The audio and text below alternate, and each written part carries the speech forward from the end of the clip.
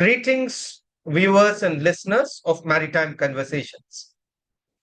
As some of you are aware, two women officers of Indian Navy, Lieutenant Commander Dilna and Lieutenant Commander Roopa, a few days ago set out on a circumnavigation voyage. They were flagged off from Goa on the 2nd of October in their vessel called Tarini. Ever since then, they have faced some nice times at sea. They have seen rough seas and smoother ones. They have encountered different kinds of traffic and marine life. They have seen celestial phenomena. They have spoken to the Chief of Naval Staff and they have celebrated Diwali at sea and even shared a Diwali message for all of us. In a few days from now, they will be entering their first port of call, Freemantle in Australia. Just a couple of days before they left on their voyage, we in Maritime Conversations had the privilege of doing a detailed interview with them that spoke about their preparations and everything that they had done until then, including their feelings about the voyage. We are presenting that in this edition of Maritime Conversations. But before that, a little bit about what they are doing at sea now. Also, wait until the end for a surprise, pleasant message from an important person for Dilna and Roopa. Thank you.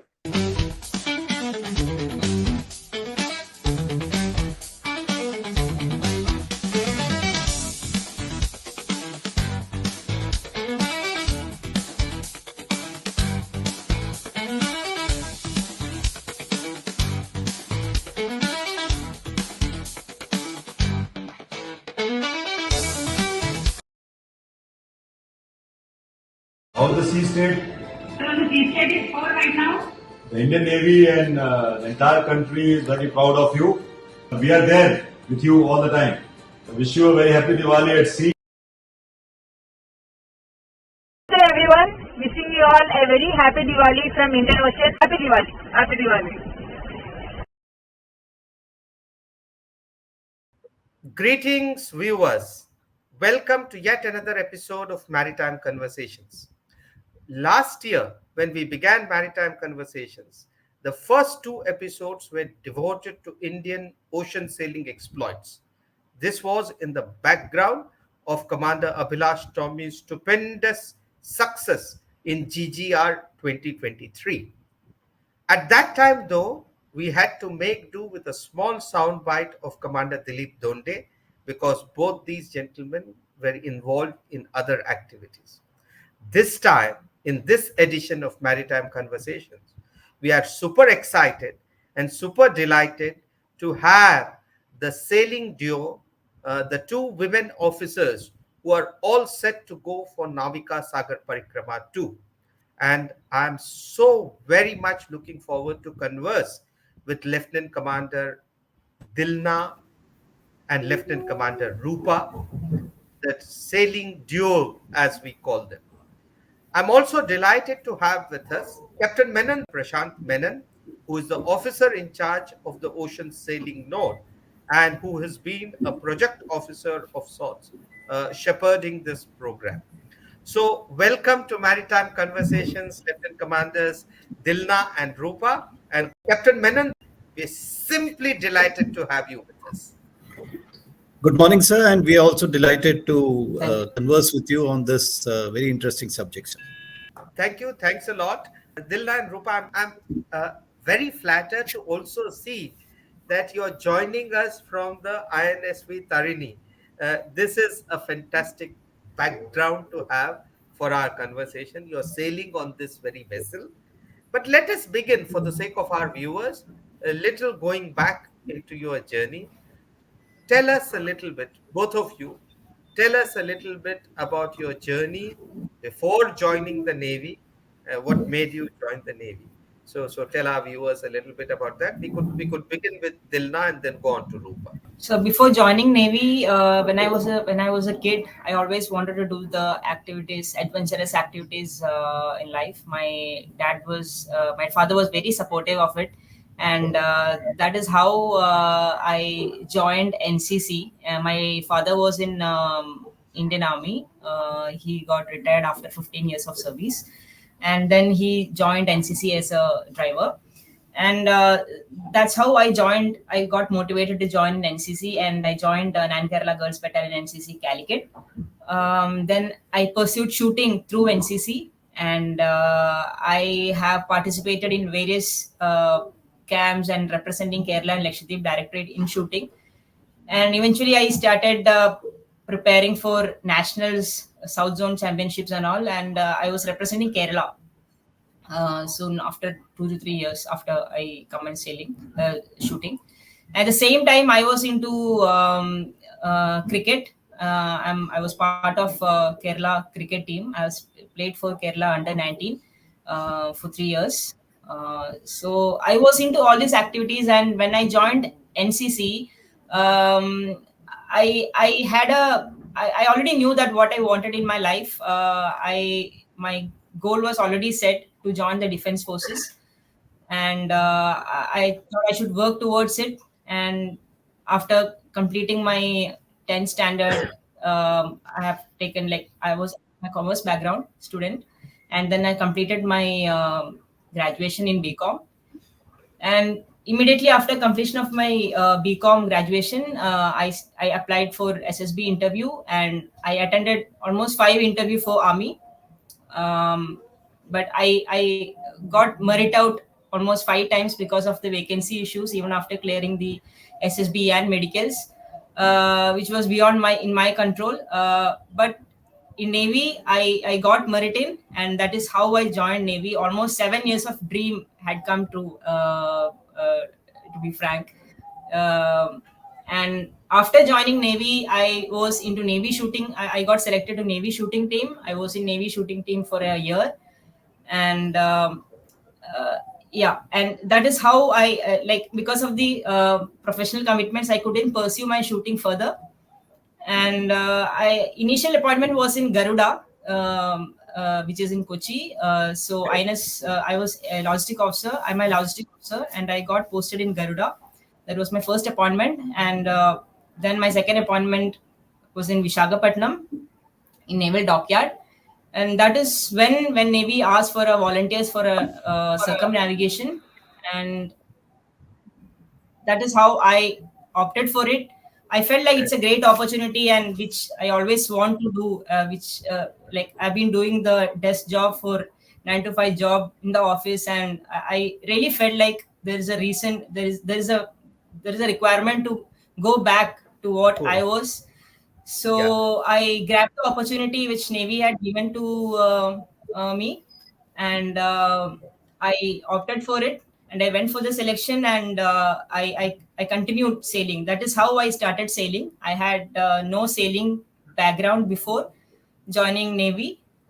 Once I opted for the once I volunteered for the circumnavigation. We'll come to the sailing part. Leave some suspense for our listeners too.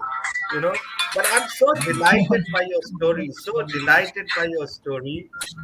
Because you seem a remarkable person, remarkable achiever, and I'm so happy that you didn't join the army. The army's loss is Navy's gain. So Roopa, let's hear your story. I'm sure it's similarly remarkable.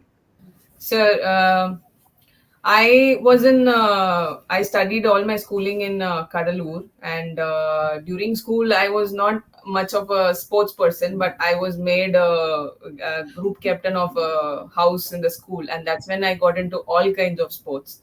And after that, when I joined college, I did my engineering in aeronautical field, and there was an NCC in my college, Naval NCC, and I was also part of Naval NCC, and I used to attend camps and visit all. I have visited Shivaji and Valsura when I was in the college, and My father was also in the Air Force. He retired from Air Force many years back.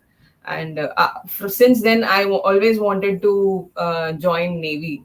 So, and then I kept trying for it, but it was not a easy opportunity or easy thing for me that I joined Navy. Even I had like attended SSB so many times, and it was like in my fifth or I always used to get screened out. So after fifth attempt, I got recommended and I joined Navy. But before that, I was working in the National Aerospace Laboratories in Bangalore. So I am a very academy oriented person.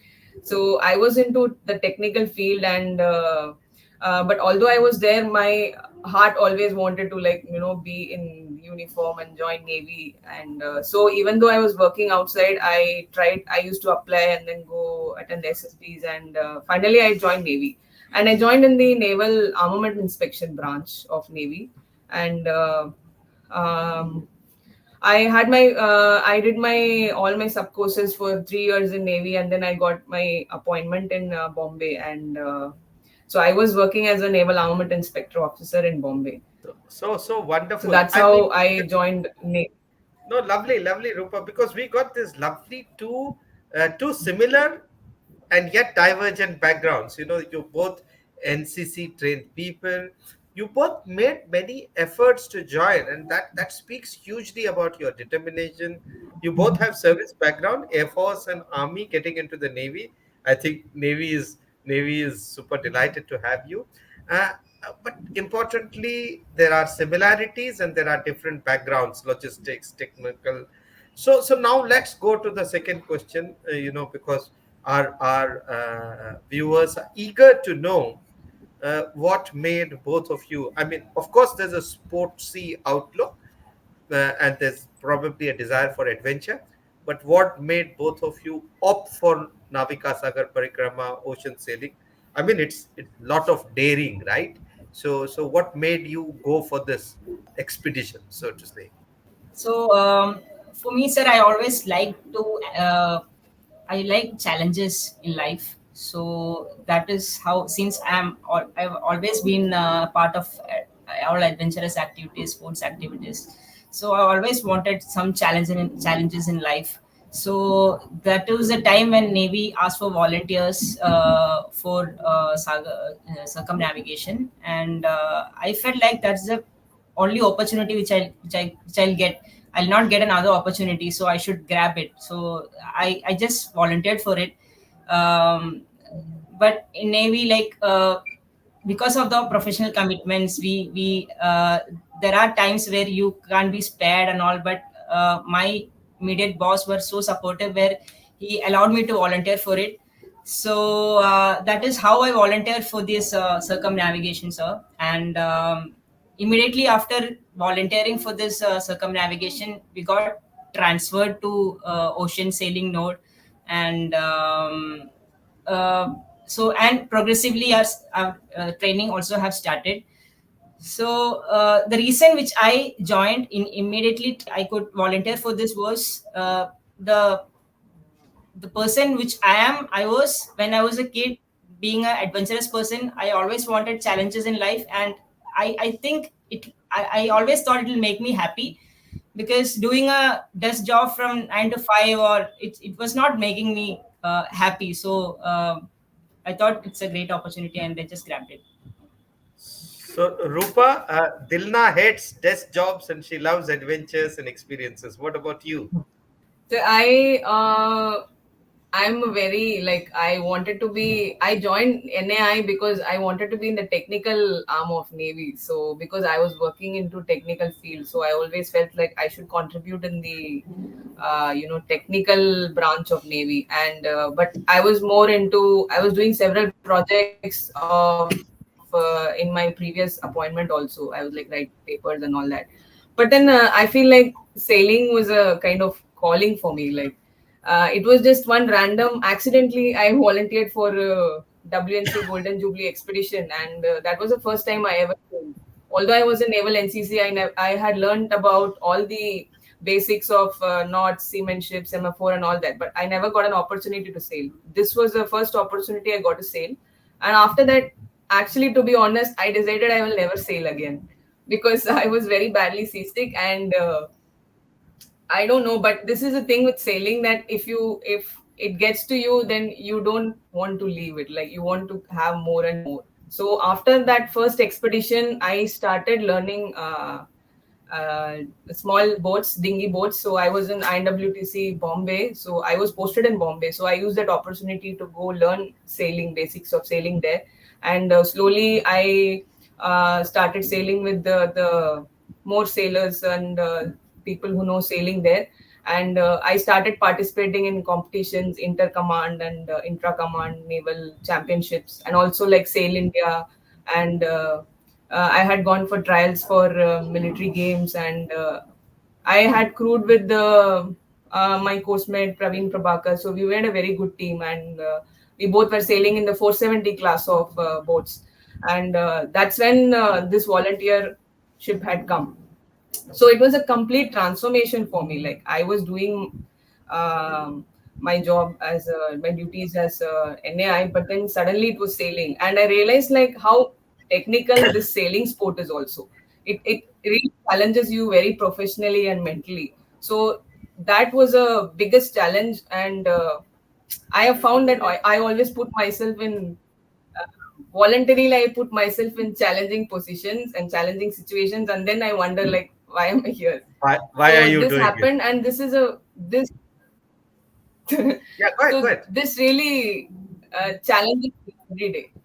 So then I volunteered for this Sagar Parikrama project, and I know this was a very big thing that time because I was in small boats, and this is like being in a big boat and going around the world. But that really excited me and challenged me, so I went for it. So that's so wonderful. I mean, like I said, both the similarities and differences are manifesting. And what's remarkable about you is that you overcame seasickness. You sort of from a tech mind, you moved to having experiences in sailing, and despite vowing never to sail again, the lure of sailing has pulled you back. So this is remarkable, and that's a great segue into the ocean sailing note and what Captain Menon, I mean, this is, Roopa said she began with dinghies and small boats and she had to transition into the bigger, vessels. And there are different personalities as these two people illustrate. So the ocean sailing note has to harmonize all of this also. So tell us a little bit about the ocean sailing note, what it does, and your role there, in preparing young sailors like these. Sir, as you have introduced Commander Abhilash Tommy and Captain Dilip Tonde, that is the prime start of developing ocean sailing skills within the Navy. So, Captain Donde did somewhere in the early part of the 2009 2010, he did his Yes, yes. expedition. Soon, Abhilash Tommy also did a remarkable feat of going around non-stop. Now, at that period of time, there was a requirement felt where we have a node uh, within the Navy which focuses on developing ocean sailing skills within the naval community. So, somewhere in 2016, that is precisely July 2016, the ocean sailing node was formed and it was established in Station Mandavi. So, my specific responsibility is to develop ocean sailing skills within the Navy. In 2016, we had one boat, the famous INSV Madai. INSV Madai is a 56-footer boat. It is of the Vandestad class, which is a Dutch design, a beautiful design. And interestingly, the boat has made in India. So we had one of the best builders of FRP in Goa, Mr. Ratnakar Dandekar. He had hardly any experience on sailing vessels, but he put his heart and soul. And he, with a team which comprised of Commander Dilip Donte, and at a later stage, Abhilash Tommy came up with this wonderful boat, INSV Madai. So we started our voyage as OSN in 2016 with one boat. Soon Navika Sagar Parikrama came in, and for that we procured another boat, INSP Tarini. These two boats are of the same class, sister ships, as we say. So, Navika Sagar Parikrama was undertaken on board INSV Tarini. So, by 2017, we had two boats. Now, another thought process which came in our mind was that if we have to develop ocean sailing skills, we have to start it obviously with dinghies for cadets and other personnel within the Navy. We need to develop a vessel between this ocean sailings boat and the dinghies. And then there came four 40 footers. So they are of different class. And like I told you, they are 40 footers. 40 footers the length. INSV Bulbul, INSV Neelkant, INSV Kadalpura, and INSV Haryal are the four boats which are with the Navy under the aegis of ocean sailing note. So we now have a strength of 6 boats, and we frequently undertake expeditions. We do courses for volunteers, and as of now, we have about 150 officers whom we have developed, 150 personnel who have developed sailing skill. Now, we always had this dilemma till about 2 years ago that what will be the interpersonal relationship if a sailor and a women officer is on the boat. These were clouding our minds. But last year, since we have Agniveer women, uh, we have opened it. These courses we have opened it. Women are from uh, the ranks, from officers, sailors, male officers. Everybody is there who can volunteer and train themselves in ocean sailing. So last year, after we had a capsule in November, we also conducted what was the ocean sailing race. This race consisted of all the 440 footers sailing from Cochin to Goa, and this was the first time we had. It was a rank and gender neutral. So we had a Commodore participating in the event and an Agniveer participating in the event. We had women officers, women Agniveers. So we have expanded our scope. We are now getting more volunteers for ocean sailing. And I'm sure over a period of time, we will have larger pool of personnel, larger volunteers, and we can grow further. Wow, wow, that's so wonderful, because I was struck with some of the remarkable statistics you told, and for our viewers, I'll emphasize that again.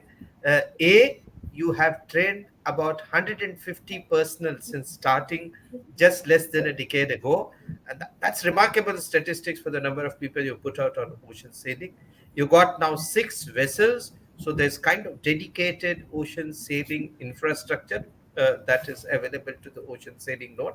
And you also brought out again the wide diversity, people from both genders, uh, you know, uh, from Commodore right down to the foot soldiers, the Agniveers, everyone taking part.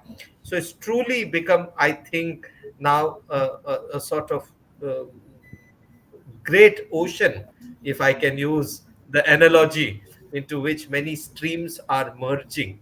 So now let us use this as a background to go and ask Dilna and Roopa about the Navika Sagar Parikrama.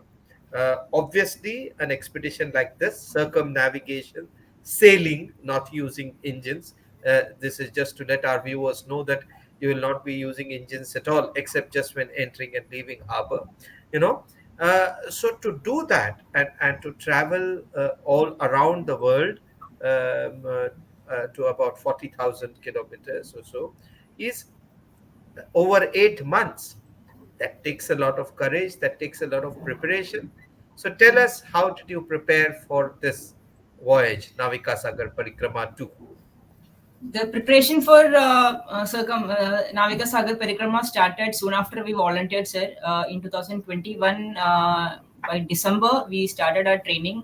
We were put into various schools of training schools of Indian Navy in Kochi. We were taught about the navigation, seamanship, then how to deal with emergencies, and the meteorology, how to read the weather. Everything was taught in Kochi during the initial stage. That was a theory classes which we underwent initially. Then once that's over, then we had underwent a lot of preparatory sorties from Goa to Mauritius under the skippership of Captain Vipul Maharishi. And initially we started with six crew members, including us. And once after the Mauritius sortie, we went for the Cape Turio race, which was almost for 6 months under the skippership of Captain Atul Sena and Commander Nikhil Hegde. And the best part is this was a long journey, almost for 6 months, and total 6 crew were there. But we both were like consistent throughout the journey, and the other 4 men. 4 men officers, male officers, changed their. They had a changeover in Brazil. So this 6 months journey had given us a lot of exposure, lot of confidence, because we had gone through very rough weather conditions, storms and all. So after that, then Commander Abhilash Tommy has been training us. He has been appointed as our mentor. So then we started doing dual-handed training. We sailed from Goa to Port Blair and back, and from Goa to Mauritius and back. We sailed almost 10,000 nautical miles as a dual-handed dual mode. And in total, we have done 38,000 nautical miles in these last 3 years. So all these 3 years, we have done enough sailing. We are properly focusing on our boat and the training part of it. So that is how it started. And now, we have 6 members. We have come down to 2, and it was a fine tuning which Sir has done, Commander Abhilash Tommy, like after Sir came to train us. So yes, sir, this is how our training happened from 21 to 24. So that's fantastic. It's 38,000 miles you already clocked. You sailed with the best in the business, and you have spent enough time together. So Roopa, just tell us, she has given us the stats and the time spent, 3 years, lots of preparation time. Just tell us the mental aspects, and tell us about, how the two of you tango together, the chemistry between the two of you and the mental aspects of this training. I'm sure you must have felt afraid sometimes, and when you saw all those rough seas and howling winds, what goes in your mind when you face such situations? So a lot goes on your mind while you're at sea, because there's very little distraction at sea. So all of these preparatory sorties, it not only trained us professionally and physically, and it also trained us mentally, because we were over the last 3 years, we were at sea most of the times than we were at land. So we got used to the boat, and this was like our home. We never used to, we didn't, the time we spent back in the base in our own rooms was very less compared to the time we have spent at on board Tarini. And even during the preparatory sorties, there were times when the seas were really rough, and it was a very progressive training which we had. There was no specific training which was given mentally. We all have had training in our academies, so that itself is sets apart from sets us apart. And while sailing, it was a notch more level up, training us mentally. And all of these preparatory sorties, it just happened naturally, the training of the mental aspect. There's a lot of emotions and which was going on when you see the sea or the nature at its at its best, or when it's like ferocious, you just get into survival mode. Like you cannot fight the nature, and that's when it makes you feel so small and humble. And there's a lot of personal and professional growth which we had like gone through. And while we started dual handed, it was completely different than when compared to sailing with the six crew, because we had to like do things at a faster pace, and we had to take care of everything.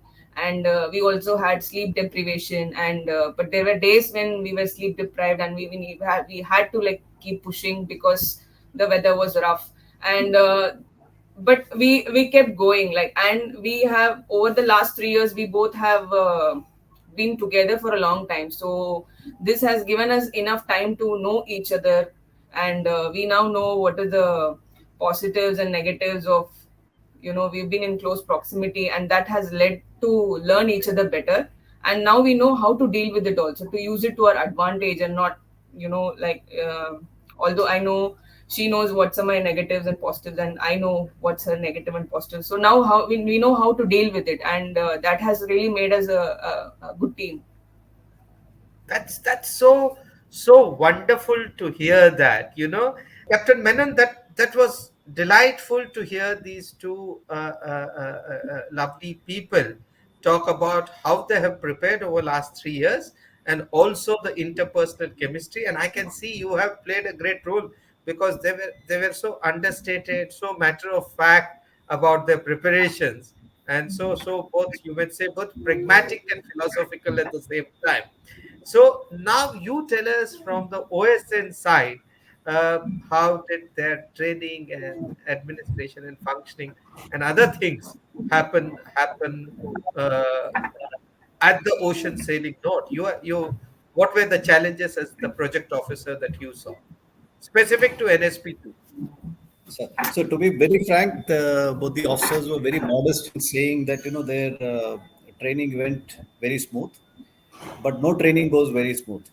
That I can assure you, and they have put in phenomenal effort in terms of their energy, their time, their dedication, and that is why we have reached the stage where we are confident that they will achieve what we have targeted. So, sir, what I can tell you is. Uh, at the start of the project, when the volunteers were asked in 2021, Dilna and Roopa had very little experience on sailing. I have seen Roopa. She had mentioned about the 470 sailing, and she was part of the qualifiers for the World Military Games. And I was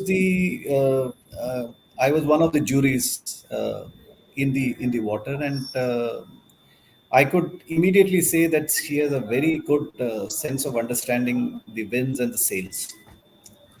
But yes, she was short of experience.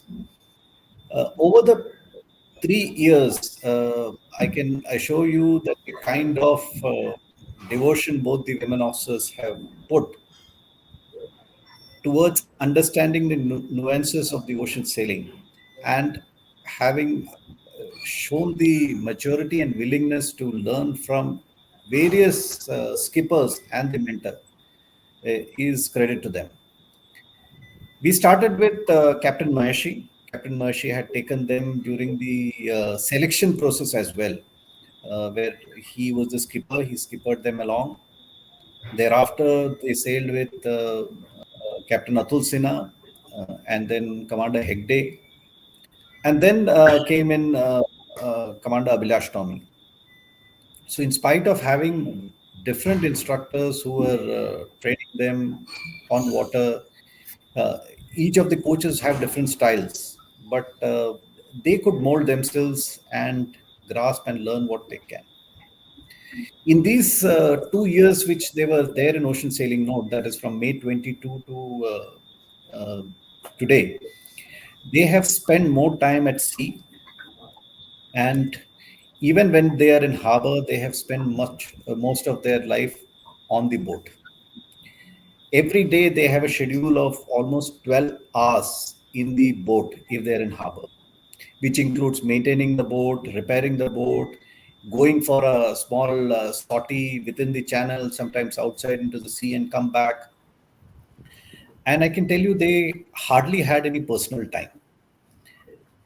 And we were continuously monitoring their progress. So, Abhilash, Tommy would call them and ask, how is it? He will have a VC. I would be going and checking them. So there was a complete dedication from the women officers. Over a period of time, we had various reviews as well, sir, as to how much they have picked up. They joined in May 22. We had a review in May 23, which was in Delhi, where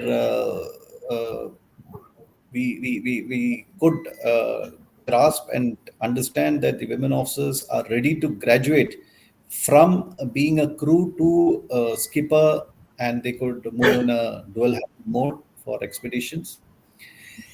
3 months, I and Abhilash got into training them on short sorties. In October, we started making them sail into the sea of Goa, come back, then do overnight sortie. When we were confident, we sent them to Tarwar and brought them back. So these were gradual progresses which were instituted by us to our training program. And Gradual, progressive.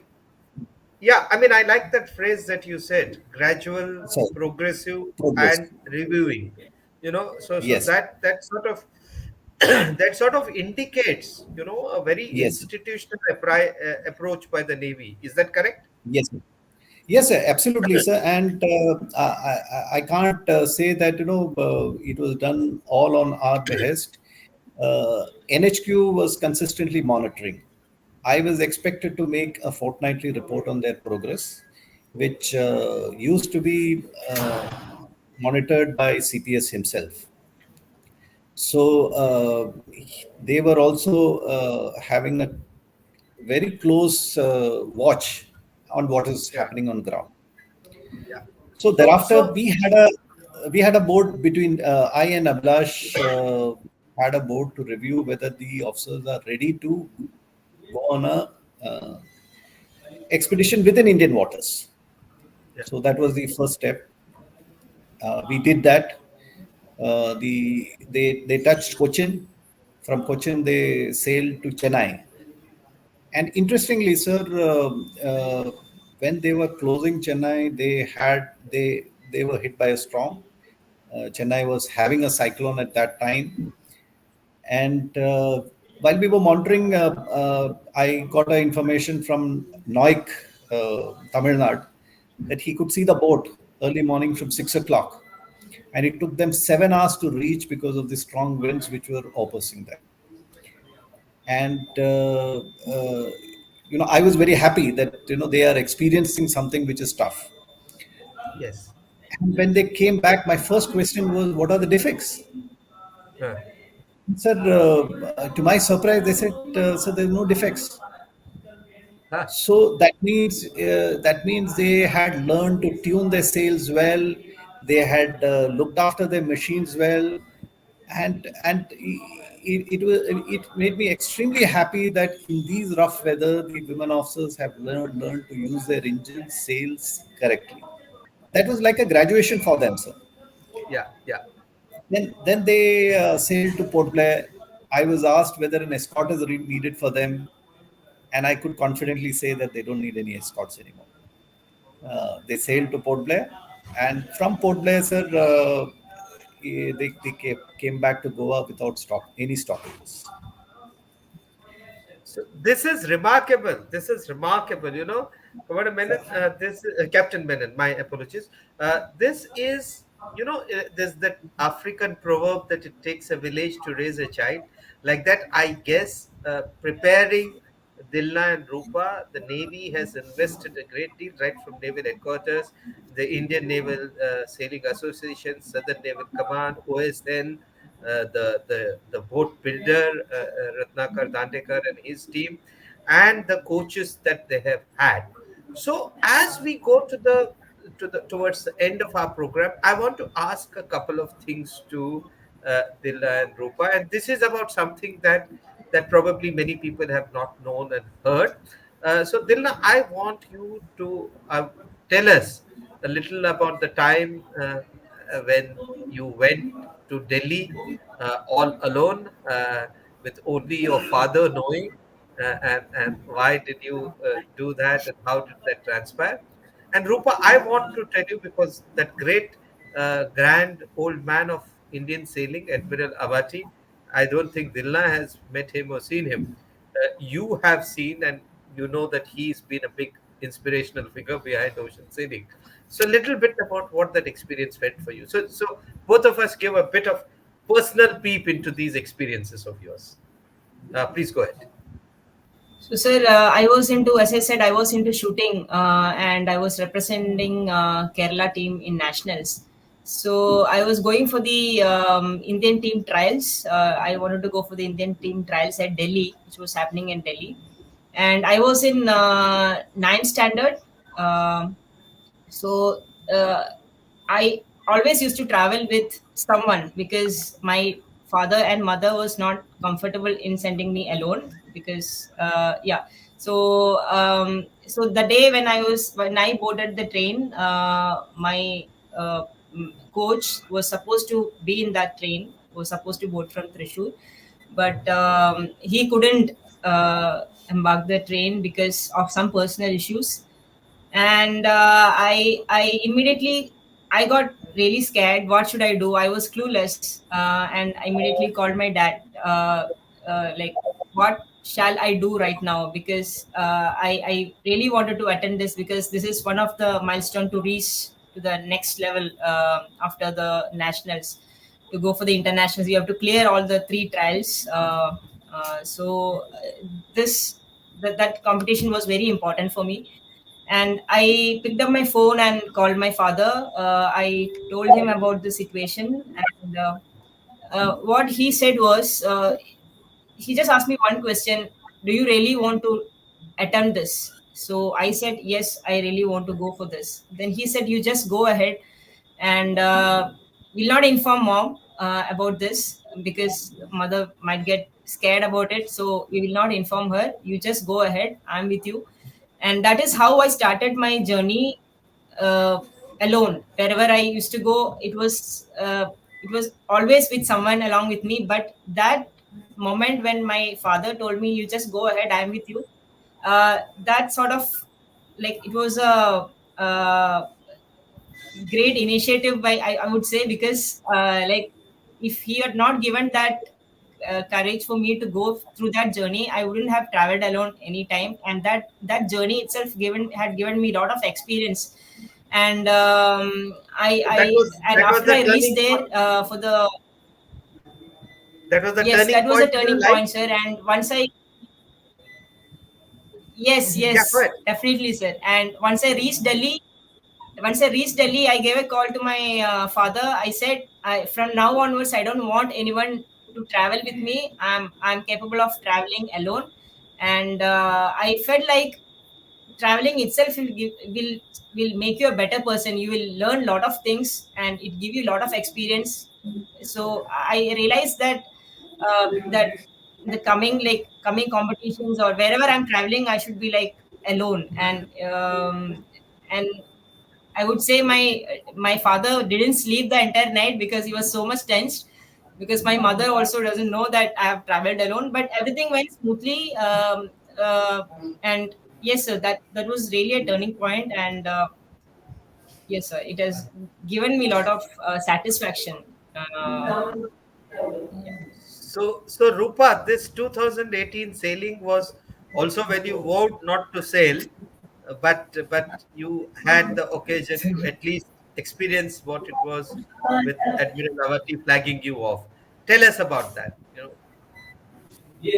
Sir, so during the WNC Golden Jubilee expedition, we started the expedition from Bombay. So I very distinctly remember this, that it was flagged off by Admiral Manohar Avati, and we were all very young sub lieutenants, and this was the first time we were going to sail, and we have no experience. We were all standing in line, and we were just told that there's someone who's going to come as chief guest. So that time, like, I have just read about him in Commander Abhilash Tommy's book and Captain Doto's book. So we were all really excited, and he really had this aura of and he was very enthusiastic, and he just told us and he encouraged us, saying that it's good, and he just still had that a thing that it's good to say, you should do it. He said something like that, and I feel like I'm very privileged in that manner, that I at least got to meet him once, and I'm sure, I hope that he will be happy that we both are going for the voyage, and the Sagar Parikrama is continuing. You can bet that he will be happy. I had the great privilege of interacting and knowing with him. There wouldn't be a happier person than him today, knowing that two young intrepid women officers are attempting a circumnavigation. The first time it's being done in a dual-handed mode. So very quickly, I go to my last question. I'll ask you, and then I'll have Captain Menon also come in.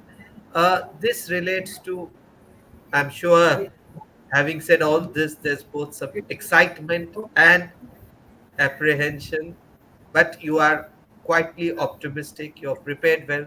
So what's the feeling now? This is just what might be called the last mile preparations, last minute activities. How does it feel at this stage? You're all set to go. Just give us a sense of what you're experiencing at the moment, both of you. So it's a mixed bag of emotions, and we're thrilled, we're excited, and there's a lot of like we are going to go sail the seas where we are for the first time, and we are aware of all the challenges which are lying ahead, but we are also aware that we are confident, and we are very confident on the because we have been sailing with her since the last 3 years, and we know very well how to handle her with care, and we both together, we know how to handle each other also, and so we're looking forward to learning learning more through the voyage, and getting better professionally, and this also means a lot personally. For on a personal front, this means we are expecting to grow personally, and we just know that this is going to be the best experience of our life, and more than all of this is going to start, and we have already started worrying about that this will all end in like 8 months, and we don't want this to end. Like, we have already gone there. Like, we have all this, like, we are very excited that this will start, but we are also a little bit worried about this might end after like 8 months. So You're worried about this, but and Dilna, I'll just ask a small follow-up to this. We mentioned Tommy and Donde, of course, and the other sailors you said with, but I'm sure you also been inspired by Navika Sagar Parikrama I and the six women officers who undertook that voyage. So as we close, just tell us a bit about how that also, motivated and impacted you as you prepare for NSP2, and your feelings at this moment. After Captain Dilip Donde and Commander Abhilash Tommy had done the solo circumnavigation, the six women officers who have gone through circumnavigation, we are in contact with them, and for this preparation sorties, and for this NSP2 preparations, we used to take the feedback from them, their experiences at sea, and their preparations was all like very helpful for us, where their experience, everything from starting to the end, how they underwent to the journey has been, we are already in touch with them, sir, and whatever informations they have passed on to us will definitely will be helpful to us, and when I opted for the circumnavigation, I was already aware of the women went around the world. The 6 women officers went around the world, and that was a great inspiration for me to. Lovely. Captain Menon, when Roopa and Dilna complete their voyage, we'd have had 10 people, 10 Indians in the Circumnavigation Club. And this feat has been achieved in less than 20 years, and 8 of them will be women. I think, hats off obviously to the Indian Navy, hats off to people like you in Ocean Sailing Node, working from back, the Indian Naval Sailing Association. But does this also tell a little bit about women empowerment and Nari Shakti, and how the Indian Navy has been in the forefront of giving opportunities to women officers and indeed in the future to women sailors? Would that be correct? Sir, definitely, yes, sir. Indian Navy has been encouraging women in all fields. Not only the Indian Navy, the Indian government also is looking forward to participation of women in all walks of life. But, sir, at this moment, I can also vouch for you that even if this expedition was gender-free and these 2 women officers were volunteers, they would have still made the cut. So I would say that they have done well beyond what was expected out of them till now, and I'm sure the experience they have gathered over the past 2 years will definitely help them in achieving the great milestone we are looking forward to celebrate as a country in the coming days. I'm so glad you mentioned that. I'm so glad you mentioned that, because I didn't want to imply in any way that they had made the cut only because of their gender. So I'm glad you brought that out, that these are remarkable sailors by any stretch of imagination they've done. I mean, the fact that they have 38,000 miles under their belt already should tell us something. So, Lieutenant Commanders Dilna and Roopa, now officially, of course, you are Lieutenant Commanders Dilna, Lieutenant Commander Roopa on NSP2. But I understand that to people around you, you are hashtag Dilroop. So would hashtag Dilroop be a good moniker to call you as you rock into the future? Would that be something that you look forward to in future, being known as hashtag Dilroop and your lovely stories of Navika Sagar Parikrama? Yes, sir. So Sir, yes, I thank think yeah, go ahead, go ahead. it's good. It sounds good. It sounds good. What about you, Dilna? Yes. Yes, sir, definitely, sir. Sounds good. Okay, great. There's a song called Dil Ruba. Yeah. There is a song called Dil Rupa. I thought there's Dil Ruba. I mean, I don't know about Dil Rupa. But that's so nice, Dil Rupa. And आप लोग जरूर दिल तो जीत लिया है सब लोगों का. I wanted to tell you, that I'm so grateful to you people. This is a very, very busy time for all of you for having made it to this program. Captain Menon, thank you. Lieutenant Commanders Dilna, Lieutenant Commanders Roopa, thank you so very much for making it here. You are carrying the hopes, prayers, wishes of more than 1 billion Indians. I'm sure you'll succeed. You will rock. And as I told you, there's a dedicated WhatsApp group following your progress, and lots of countrymen will be following your progress in different ways. And indeed, sailing enthusiasts all over the world. So our very best wishes with you. You getting flagged off on an important day, 2nd October. And may Dilroop rock this world. Thank you so very much for joining us, and wishing you all the very best. Sir, thank you very much for having us on this call and giving us an opportunity to share our story and share our experience. It means a lot.